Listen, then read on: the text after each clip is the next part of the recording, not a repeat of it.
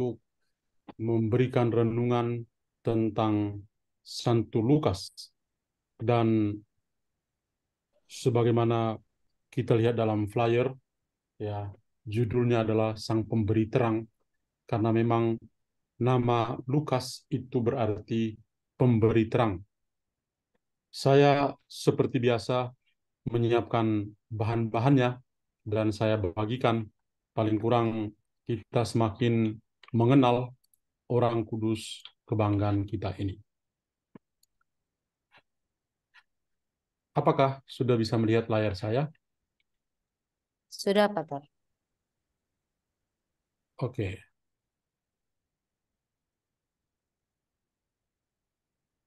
Baik. Jadi seperti kita lihat judulnya, dari judulnya lebih dekat dengan Santo Lukas, Sang Pemberi Cahaya. Mari kita perhatikan dulu gambar yang saya tunjukkan di sini. Santo Lukas itu dikenal sebagai pelukis hidup Yesus.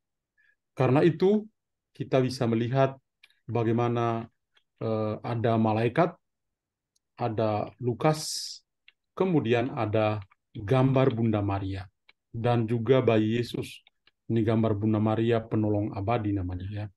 Dan di lukisan-lukisan tentang Santo Lukas pasti ada satu simbol yang penting, yaitu domba.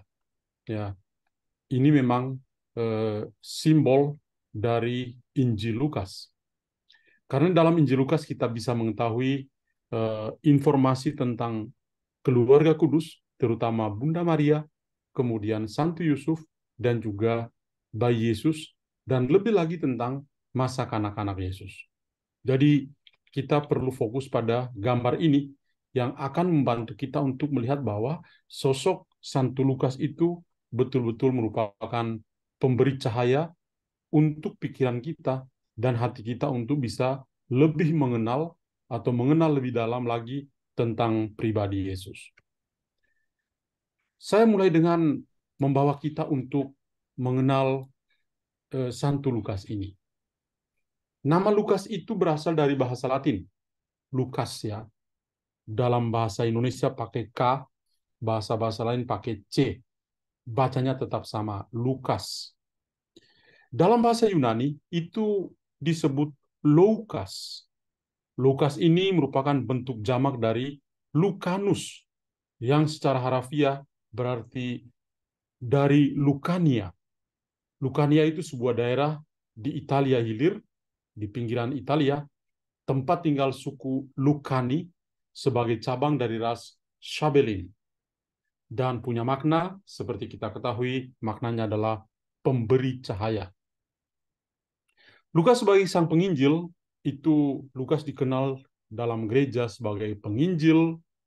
Dia juga, Santo Paulus menggambarkan dia sebagai seorang tabib atau dokter Yahudi, Yunani, atau orang biasa sebut dengan Helenistik di Antioquia yang di Syria. Dan dia merupakan santo pelindung untuk para dokter, perawat, seniman, juga dikenal sebagai the beloved, ya, atau dokter yang dikasihi. Jadi kalau Shakespeare mengatakan apalah artinya sebuah nama, ya, kita selama ini mengenal Injil Lukas, Santo Lukas. Hari ini kita semua yang mengikuti misa juga renungan-renungan tentang Santo Lukas. Tapi malam ini kiranya baru tahu, oh, Lukas dari etimologisnya dari sini, ya.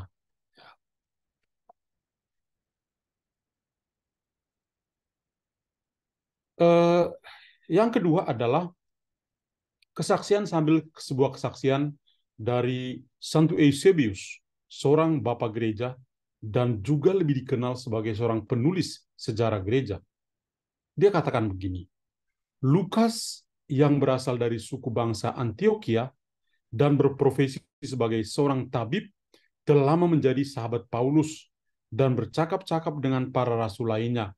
Dan dalam dua buku, yaitu dalam Injil dan Kisah Para Rasul, ia meninggalkan kepada kita contoh-contoh tentang obat bagi jiwa-jiwa yang ia peroleh dari mereka.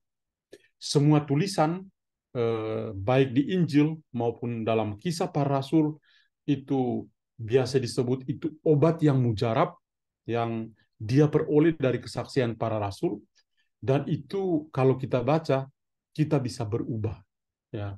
Jadi tabib atau obat ini bukan dalam arti medisin, ya, kita pergi beli di apotik, bukan itu, ya. Tapi yang dimaksudkan adalah bahwa tulisan-tulisan yang kita baca dalam Injil dan juga dalam Kisah Para Rasul itu punya daya yang kuat untuk mengobati, menyembuhkan, dan mengubah hidup kita menjadi lebih baik. Maaf, Nah, Pastor, slide-nya ya, tidak berubah dari tadi. dia di halaman, masih tetap di halaman apa? Tetap Pertama. halaman pertama. Oh, berarti dia harus tetap ini, ya. Iya, Oke, ini yang kedua tadi. Oke, kalau ini kelihatan, ya. iya, Pastor. Oke, baik. Jadi ini adalah kesaksian dari Santo Eusebius, penulis sejarah gereja yang terkenal. Dan bagaimana dengan Santo Paulus yang memberi gelar kepada Santo Lukas sebagai tabib, ya. Santo Paulus mengatakan Lukas sebagai rekan sekerja dan tabib yang dikasihi. Itu dua perkataan dari Santo Paulus untuk menggambarkan siapa Lukas itu bagi pribadi Santo Paulus. Sebagai rekan kerja,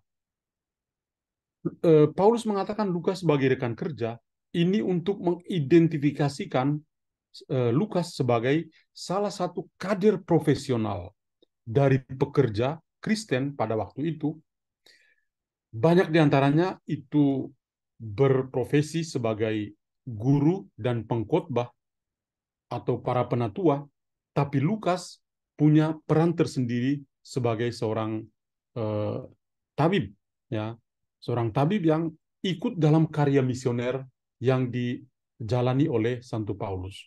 Jadi Paulus tidak hanya bertemu dengan para guru atau para pengkhotbah yang nantinya akan mengajar tentang Injil, atau mereka dikaderisasi oleh Santo Paulus untuk tinggal di eh, tanah-tanah misi yang dirintis oleh Paulus. Tidak hanya seperti itu, ya, tapi juga di antara mereka ada Lukas yang berprofesi sebagai tabib yang ikut dalam karya atau dalam pekerjaan untuk ikut mewartakan Injil kepada orang-orang lain. Maka dia sebut sebagai rekan sekerja, ya. Lalu yang kedua, Santo Paulus juga mengatakan eh, Lukas ini sebagai tabib yang dikasihi, ya. Jadi ini, ya, tabib kesayangan atau tabib yang dikasihi ini sebuah sapaan yang membantu kita untuk mengerti bahwa relasi antara Santo Paulus dan Lukas itu begitu akrab. Karena dari Santo Paulus dan juga para rasul lain, Lukas itu mendapatkan informasi yang banyak tentang siapakah Kristus itu, ya. Dan itu yang dituliskan dalam Injil dan juga dalam Kisah Para Rasul. Maka dia dikasih gelar sebagai tabib yang dikasih. Keahliannya dalam bidang medis, tetapi pekerjaan utamanya adalah ikut memajukan misi Kristen atau ikut memajukan pewartaan Injil. Jadi dia memang sebagai orang profesional dalam bidang medisin, dalam bidang pengobatan, dia tabib atau dokter, ya. Tetapi dia tidak menjalani tugasnya semata-mata sebagai seorang tabib dalam arti yang sebenarnya, tapi dia juga menjalani tugasnya sebagai tabib dalam arti ikut mewartakan Injil untuk bisa mengubah dan mengobati orang-orang yang mendapat penginjilan dari Rasul Santo Paulus. Santo Paulus ada 3 kutipan yang saya tampilkan di sini untuk menunjukkan bagaimana kedekatan antara Santo Paulus dengan Santo Lukas ini. Kita lihat misalnya dalam Kolose bab 4 ayat 14, di sana tertulis begini. Salam kepadamu dari tabib Lukas yang kekasih. Ya, tadi kita lihat di slide sebelumnya. Ya, dari tabib Lukas yang kekasih dan dari Demas. Artinya bahwa kehadiran Lukas di dalam karya misi Santo Paulus itu sangat berarti. Maka dalam tulisan saja kepada jemaat di Kolose, dia masih titip salam, ya, titip salam dari Lukas si tabib itu. Atau dalam 2 Timotius bab 4 ayat 11. Hanya Lukas saja yang menyertai saya. Jemputlah Markus dan bawalah dia bersamamu, karena ia sangat berguna untuk melayani aku. Jadi kita lagi-lagi dibantu oleh Paulus untuk melihat betapa kedekatan mereka itu luar biasa. Hanya Lukas saja yang menyertai saya. Jadi pengalaman Santo Paulus yang susah, ya semua penderitaan dari Santo Paulus itu juga ikut dialami oleh Santo Lukas. Hanya Lukas saja yang menyertai saya. Kemudian di surat Paulus kepada Filemon itu dikatakan begini, Epafras temanku yang dipenjarakan dalam Kristus Yesus menyampaikan salam kepadamu.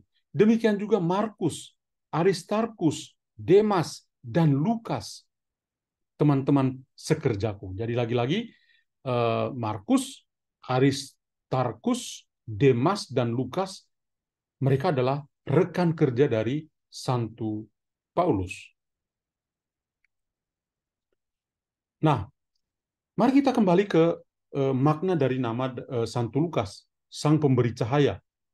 Dan memang dari kesaksian Santo Paulus tadi, kita bisa melihat bahwa Santo Lukas ikut atau punya andil yang besar untuk memberikan cahaya di tanah-tanah misi dan juga di gereja dari zaman dulu sampai saat ini.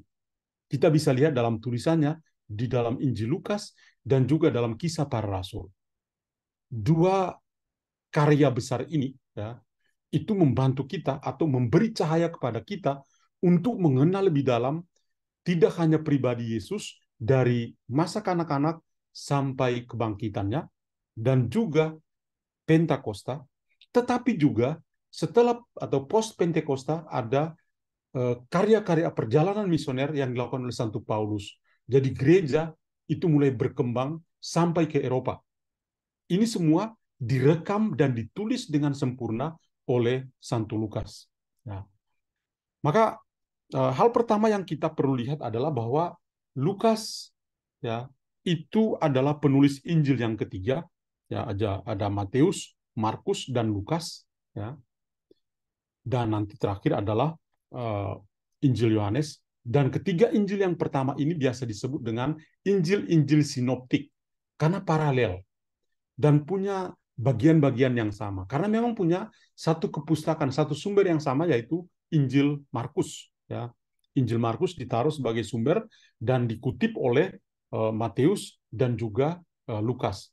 Maka ada banyak kesamaan di antara ketiga Injil ini, yang tentu berbeda dengan Injil keempat, yaitu Injil Yohanes. Lalu karya yang kedua adalah Kisah Para Rasul. Ini juga adalah sebuah karya besar dari Santo Lukas. Nah, apa karakter yang penting dalam tulisan-tulisan baik dalam Injil maupun dalam Kisah Para Rasul dan juga ungkapan-ungkapan yang dijelaskan oleh Santo Paulus? Lukas itu mengecualikan dirinya dari orang-orang yang menjadi saksi mata pelayanan Kristus. Dia memang tidak pernah bertemu secara pribadi dengan Kristus, hanya bertemu dengan para rasul. Tapi ilham dari Roh Kudus membuka pikirannya untuk menulis Injil bahkan dari masa kanak-kanak Yesus sampai dengan Pentakosta dan juga dalam perjalanan misioner Santo Paulus. Jadi dia mengecualikan dirinya dari orang-orang yang menjadi saksi mata pelayanan Kristus seperti para rasul dan juga Santo Paulus. Ia mengindikasikan keikutsertanya dalam misi Paulus dengan menggunakan kata ganti orang pertama pada bagian kami dalam Kisah Para Rasul. Jadi dia tidak mengatakan saya bersama dengan Paulus bla bla bla bla bla. Tidak. Tapi dia justru menggunakan kami, kami. Jadi di sini kita lihat Lukas itu seorang tabib yang dikasih karena apa? Orangnya sangat rendah hati. Tidak mau menampilkan diri gua loh seperti itu. Tapi apa adanya. Bahkan dia menyembunyikan dirinya dengan menggunakan kata kami dalam Kisah Para Rasul.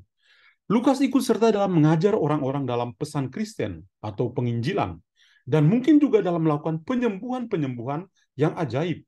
Hanya saja dalam tulisan-tulisan Santo Paulus hanya diceritakan tentang profesinya sebagai seorang tabib.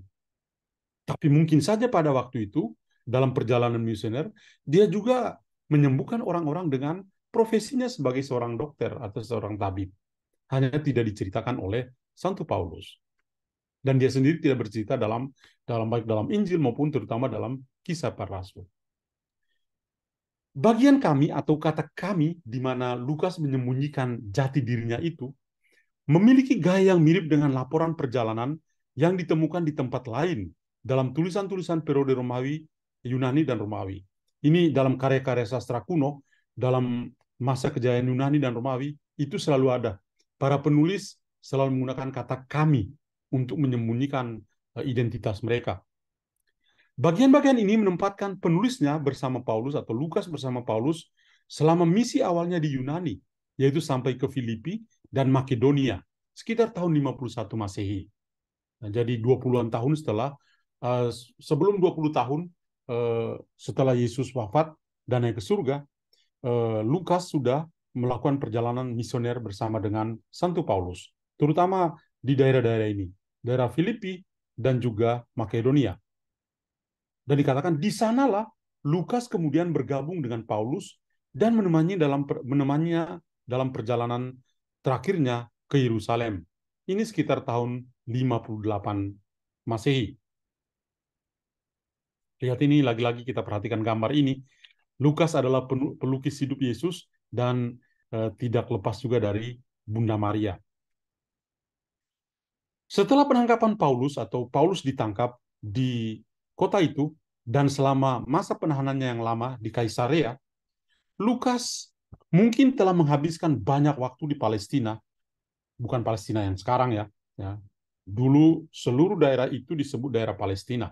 Daerah Israel sekarang ini dan juga Palestina itu hanya satu nama.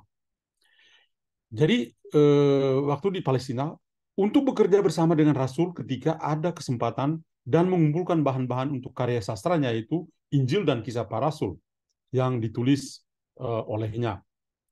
Bagaimanapun juga, boleh dikatakan bahwa selama 2 tahun kemudian muncul bersama dengan Paulus dalam perjalanannya dari Kaisarea ke Roma. Jadi dia menemani perjalanan Paulus dari Kaisarea ke Roma, dan menulis surat Santo Paulus yang kedua pada Timotius, 2 Timotius bab 4 ayat 11, pada saat sang rasul menjadi martir di kota Roma, yaitu sekitar tahun 66. Jadi itu juga yang ditulis oleh oleh Paulus dalam suratnya, sebagai kesaksian bagaimana Lukas itu selalu menemani perjalanannya bahkan sampai ke Roma. Lukas dalam tulisan, kalau kita membaca Injil dan juga dalam Kisah Para Rasul dan komentar-komentar dari Santo Paulus ini menunjukkan bahwa Lukas itu seorang yang terpelajar.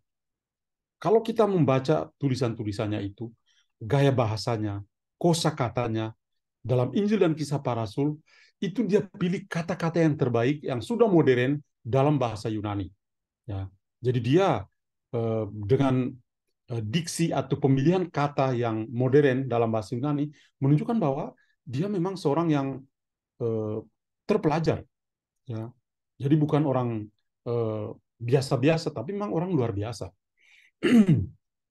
Perbedaan yang dibuat antara Lukas dan rekan-rekannya yang lain, orang-orang bersunat dalam Kolose bab 4 ayat 11, telah menyebabkan banyak ahli menyimpulkan bahwa ia adalah orang yang bukan Yahudi. Karena omong tentang yang tidak bersunat. Mereka bilang, ini mungkin kemungkinan besar orang Yunani. Ya. Tapi, ya, karena pengetahuannya yang mendalam tentang kitab Perjanjian Lama, dalam hal ini Alkitab Ibrani, dan fokus perhatiannya dalam tulisannya itu mendukung pandangan bahwa ia bukan seorang yang berasal dari luar, bukan orang Romawi atau orang Yunani, tapi dia adalah seorang Yahudi, Kristen, Yahudi yang percaya pada Kristus, yang mengikuti gaya hidup Yunani atau gaya hidup yang disebut kaum Helenistis. Ya. Jadi itu sebabnya orang Yahudi, tapi cara pikirnya, gaya hidupnya adalah orang Yunani. Maka dia juga menulis tulisannya ini dalam bahasa Yunani. Dalam prolog Injil Lukas dan Kisah Para Rasul menunjukkan bahwa Lukas itu adalah seorang dari Antiokhia di Syria. tadi kesaksian dari Santo Eusebius, seorang penulis sejarah gereja, juga sangat jelas. Dia dari Antioquia yang di Syria. Ini Antioquia ada dua tempat, satu di Syria, satu yang di Mesir. Dan dia menulis kan digerakkan oleh Roh Kudus. Ini yang gereja pegang. Dia bisa dianggap sebagai penulis suci karena memang dia diilhami oleh Roh Kudus. Dan tulisan-tulisan Lukas itu ditemukan nama kota Antioquia yang sangat menonjol dalam Kisah Para Rasul.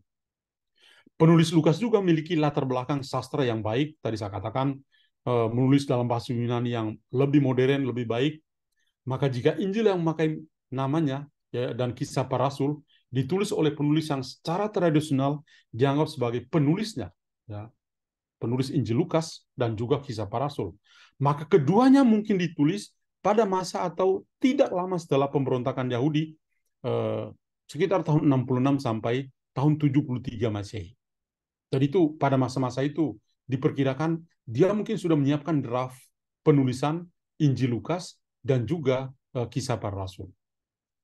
Ada juga ahli-ahli kitab suci yang mengatakan bahwa atau mereka mengaitkan Lukas dengan surat-surat pastoral dan surat pada orang Ibrani, baik sebagai penulis maupun sebagai amanuensis. Amanuensis berarti orang yang disewa untuk menulis atau untuk mengetik. Ya. Karena adanya kemiripan linguistik atau bahasa atau gaya bahasanya itu mirip-mirip dengan Injil dan Kisah Para Rasul. Jadi para ahli kadang-kadang berpikir, wah jangan-jangan Lukas juga diminta untuk ya amanuensis ini, jangan-jangan dia diminta untuk menulis. Ya. Idenya dari orang tapi dia yang tulis. Ya, maka terungkap dengan diksinya, dengan gaya bahasanya yang mirip-mirip. Lukas diidentifikasi oleh tradisi awal abad kedua sebagai penulis Injil, tadi sudah dikatakan Injil dan juga Kisah Para Rasul dari abad yang kedua. Ia juga mungkin memiliki peran dalam menulis beberapa surat yang dikaitkan dengan Santo Paulus tadi yang dikatakan sebagai surat-surat pastoral itu. Tapi ini kan hanya anggapan orang karena melihat gaya penulisannya, pemilihan kata-katanya itu punya kemiripan. Kita harus mengakui mirip tapi tidak sama. Meskipun ia hanya menulis Lukas dan Kisah Para Rasul, ia tetap menulis lebih banyak perjanjian baru daripada penulis lainnya.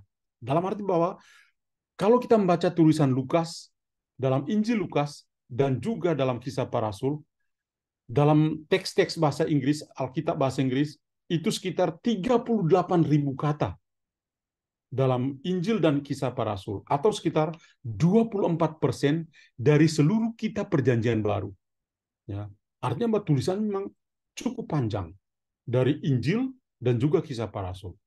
Jadi ini 24% dari kitab perjanjian baru itu adalah tulisan Santo Lukas. Mari kita fokus pada Injilnya. Ya, kalau dalam Injil tadi dikatakan sebagai salah satu karya, Injil Lukas itu dikenal dengan beberapa karakteristik seperti ini. Injil belas kasihan, Injil keselamatan universal atau keselamatan untuk semua orang, Injil orang miskin, Injil penyerahan diri yang mutlak atau total, Injil doa dan Roh Kudus, Injil sukacita.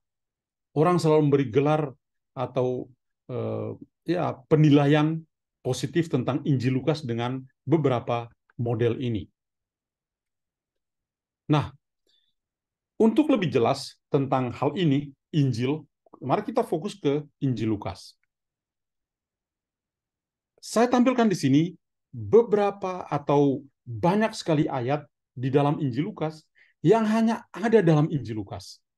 Ya. Yang lain-lain memang ada di Injil-Injil sinoptik, yaitu di Injil Matius dan Injil Markus. Tadi saya katakan Injil Markus itu sebagai sumber atau sumber pustakanya. Ya, di copy paste beberapa cerita dia tambahin. Ya.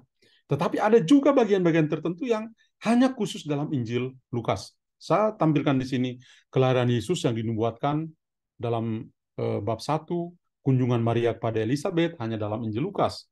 Kelahiran Yohanes Pembaptis, penampakan Yesus, penyunatan dan penampakan Yesus, kemudian penemuan dia dalam bait Allah, anak janda dari Nain yang dibangkitkan, misi ke-70 orang muridnya, murid Yesus, orang Samaria yang baik hati, ini hanya ada dalam Injil Lukas.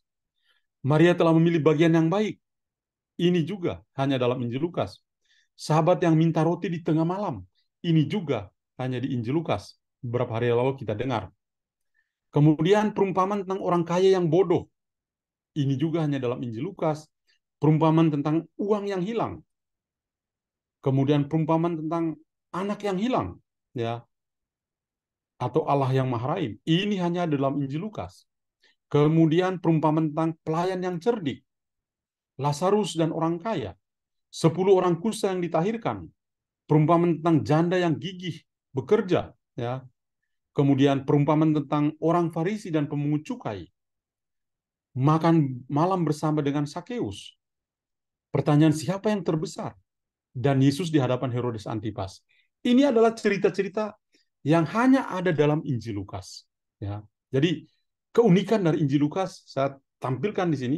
Ternyata ada cerita-cerita tertentu dalam Injil yang hanya ada dalam Injil Lukas sendiri. Ya, ini beberapa dari bab 1 sampai bab yang ke-23 dari Injil Lukas. Ada beberapa hal, ya, saya tampilkan di sini sekitar 10 hal yang mungkin Anda tidak ketahui atau Anda belum tahu tentang Santo Lukas ini. Dari hal-hal yang saya bicarakan dari slide pertama sampai slide tadi, ya, kiranya ada 10 hal penting yang membuat kita semakin mengenal lebih dalam lagi Santo Lukas yang hari ini kita rayakan pestanya. Yang pertama, Lukas itu tidak pernah bertemu dengan Yesus. Dia tidak pernah ketemu, tidak pernah hidup bersama. Para penginjil, ya, selain Injil Lukas, para penginjil lain tidak pernah memberi kesaksian. Para penulis sejarah, orang seperti Eusebius, Josephus Flavio, ya, juga tidak pernah memberikan kesaksian. Ya. Jadi ini berarti Lukas tidak pernah bertemu dengan Yesus secara langsung, hanya ketemu para muridnya. Lukas yang kedua, Lukas itu dianggap sebagai penulis kisah para rasul, sebuah buku yang melanjutkan kisah yang ditinggalkan oleh Injil. Artinya apa? Bahwa Injil itu hanya bercerita sampai Yesus wafat dan bangkit dan menampakkan diri kepada para murid. Selesai. Ya. Tapi dalam kisah para rasul, kita mendapatkan kelanjutan. Yesus naik ke surga, kemudian dia mengutus para rasul, Roh Kudus turun atas para rasul, kemudian mulailah kelahiran gereja, dan gereja mulai berkembang dengan komunitas gereja perdana di Yerusalem dengan semangat cor unum et anima una, atau sehati sejiwa, dan kisah tentang kemartiran Santo Stefanus, tentang Saulus yang menjadi Paulus, lalu akhirnya bercerita banyak tentang perkembangan sejarah gereja, terutama dalam kaitan dengan perjalanan misioner dari Santo Paulus. Yang ketiga, ada kemungkinan bahwa Lukas pernah menjadi salah satu teman seperjalanan Paulus. Dari kesaksian yang tadi, teks-teks Injil itu bisa menunjukkan hal ini. Sebuah kepastian. Lukas kemungkinan besar adalah seorang non-Yahudi dari Antioquia, Syria. Ada kemungkinan seperti itu, yang berbicara kepada pendengar non-Yahudi. Ini menjadi perdebatan para ahli kitab suci. Ada yang mengatakan tadi, ya, dalam slide sebelumnya, bahwa dia adalah seorang Yahudi Kristen, Judeo-Kristiani. Tetapi ada juga yang mengatakan bukan, ya, dia bukan orang Yahudi dari Antioquia yang di Syria. Kemudian, sebagian besar Injil Markus termasuk dalam Injil Lukas. Tadi juga saya jelaskan Injil Markus sebagai sumber utama, dan itu dikutip banyak oleh Matius dan juga Lukas. Karena Injil Markus merupakan salah satu sumber utama dari Injil Lukas. Kemudian, Injil Lukas adalah salah satu dari 2 Injil yang memuat narasi masa kanak-kanak, yaitu Injil Lukas dan juga Injil Matius. Markus langsung bicara tentang Yesus orang dewasa. Ya. Bagaimana Lukas bisa tahu masa kanak-kanak Yesus? Karena dia ketemu Paulus yang pasti mendengar tentang kisah-kisah itu. Dia juga ketemu Petrus dan para rasul lain. Ya. Tadi kesaksian dari Santo Eusebius. Lembu adalah simbol dari Injil Lukas, sering digambarkan sebagai lembu yang bersayap. Ini di latar belakang gambar ini ada lembu di sana. Kemudian kita mendengar Injil Lukas diberitakan dalam liturgi kita di tahun liturgi C. Tahun liturgi yang kita tahun ini ya itu tahun A, tapi nanti akan masuk lagi ke tahun C juga. Kemudian Injil Lukas adalah salah satu dari 3 Injil sinoptik. Tadi juga saya sudah jelaskan. Jadi ini adalah 10 hal penting tentang pribadi Santo Lukas dan juga karya-karyanya. Ada beberapa perkataan penting yang saya kutip di sini. Saya pilihkan 3 saja. Yang pertama adalah, diberkatilah engkau di antara wanita, dan diberkatilah buah rahimmu. Kita dengar ini, terutama dalam bulan Rosario, kita juga tidak hanya mengenal Santo Lukas hari ini, tapi juga selama bulan Rosario kita fokuskan perhatian kita pada Bunda Maria, ya, seorang wanita yang diceritakan menerima kabar sukacita dalam Injil Lukas. Maka ya perkataan ini sangat menarik karena memang berkenaan dengan panggilan dari Bunda Maria. Diberkatilah engkau, terpujilah engkau di antara para wanita, dan terpujilah buah rahimmu. Kemudian yang kedua adalah dalam Injil Lukas bab 11 ayat 9 sampai 10. Saya hanya pilihkan ini. Karena bicara tentang apa? Tentang doa tanpa henti. Oleh karena itu aku berkata kepadamu, mintalah maka kamu akan diberikan, maka akan diberikan padamu. Carilah maka kamu akan mendapatkan. Ketuklah maka pintu akan dibukakan bagimu. Karena setiap orang yang meminta, menerima. Dan setiap orang yang mencari, mendapatkan. Dan setiap orang yang mengetuk, baginya pintu dibukakan. Bicara tentang keterbukaan hati kita untuk berdoa, memohon tanpa henti kepada Tuhan. Dan Tuhan akan mencukupkan apa yang kita butuhkan di dalam kehidupan kita. Dan yang terakhir adalah dalam Lukas bab 12 ayat 34. Karena di mana hartamu berada, di situ juga hatimu berada. Mirip dengan apa yang dikatakan dalam Injil Matius bab 6 ayat 21. Ya. Jadi inilah 3 ayat yang saya pilihkan. Masih banyak ya, tapi Anda bisa baca sendiri Injil Lukas dan juga Kisah Para Rasul. Dan kita tutup dengan sebuah doa terkenal, doa kepada Santo Lukas. Ya Santo Lukas yang luar biasa. Engkau sungguh dijiwai oleh roh kasih surgawi. Dengan setia engkau merinci kemanusiaan Yesus. Engkau juga menunjukkan keilahiannya dan belas kasihnya yang tulus kepada semua manusia. Semoga Roh Kudus mengajar umat beriman, menolong juga saya untuk memahami sabda Kristus dan menerapkannya di dalam hidup saya. Amin. Kiranya doa ini juga menjadi doa kita bersama di hari istimewa hari Santo Lukas ini. Tuhan memberkati kita semua. Amin. Terima kasih Pater John untuk penjelasan yang begitu detail dan begitu lengkap. Baru ini saya mendengar seorang Santo Lukas diberitakan dengan begitu lengkap, Pater. Terima kasih, Pater. Ya. Izinkan saya mengambil kesimpulan. Santo Lukas, makna namanya adalah pemberi cahaya. Dia seorang penginjil, dia seorang tabib, dia adalah santo pelindung para dokter, para seniman, dan juga dikenal dengan sebutan dokter yang dikasihi. Dan Santo Paulus menyebutnya sebagai rekan sekerja, tabib yang dikasihi. Seorang teman dalam perjalanan. Sampai dengan perjalanan terakhir Santo Paulus ke Yerusalem, tadi Romo katakan sekitar tahun 58 Masehi. Dan juga ke Roma. Ya, dan juga ke Roma itu Santo Lukas menemaninya. Dan Santo Lukas memberikan cahaya dengan penulisan-penulisannya. Sungguh